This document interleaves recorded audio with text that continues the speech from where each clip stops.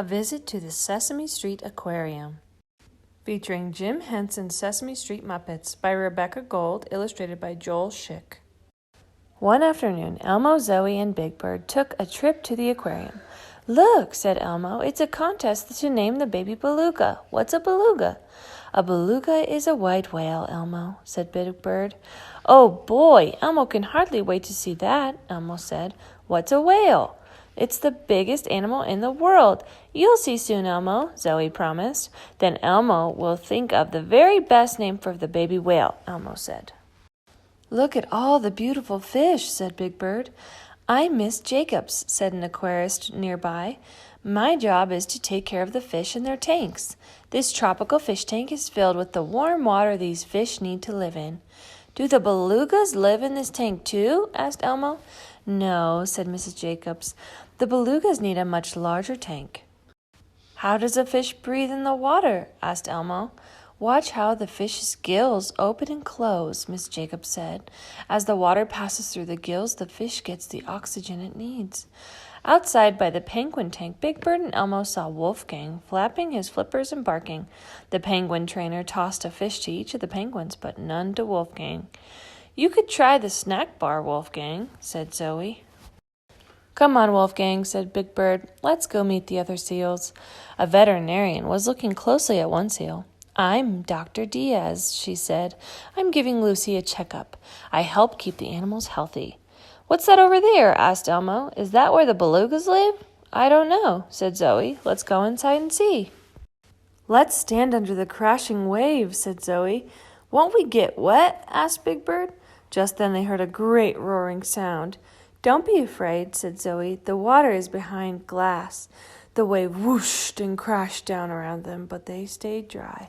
Elmo picked up a hermit crab from the touch tank. "Ooh, this crab is cute," he said. Mr. Simon, one of the aquarium's teachers, gently placed a sea star in Zoe's hand. "It tickles," she said. Elmo and Zoe and Big Bird arrived just in time for the sea mammal show. "Dolphins love to jump, and Lily and Dusty have been practicing," announced the dolphin trainer. The crowd clapped and cheered as the dolphins leapt out of the water. "Does the baby beluga like to jump too?" Elmo asked. "Maybe Elmo will name him Jumper." "Does anyone have any questions?" the trainer asked. "Elmo does," Elmo said. "Do belugas like to jump?" "No, they are not jumpers," said the trainer.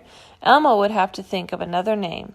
"And now," said the trainer, "say hello to Sam the sea lion and his seal friend." "Wolfgang!" Zoe shouted from the audience. The crowd laughed and clapped as Wolfgang balanced a ball on his nose next to Sam.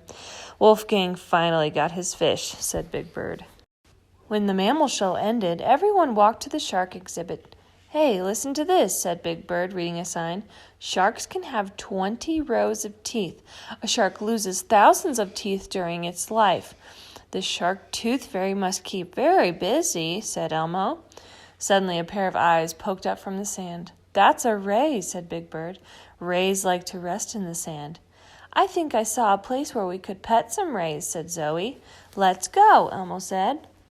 "Ooh, rays are slippery," said Zoe. "They flap their bodies like wings," Big Bird added. "That helps them move through the water." Wolfgang nosed around in a bucket. "No more fish," he sighed. "Where are the belugas?" cried Elmo. "In here, Elmo," said Big Bird.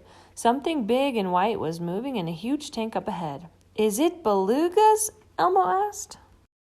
"Yes, this is where the whales live," Miss Jacobs said, welcoming Elmo and his friends. "They need a big tank like the dolphins. Belugas and dolphins aren't fish, and they don't have gills. They are sea mammals, and they can breathe through blowholes on top of their heads." "Wow, look at that," said Big Bird. "And look at the baby beluga," said Elmo. "Hello." "Happy," said Elmo. The end.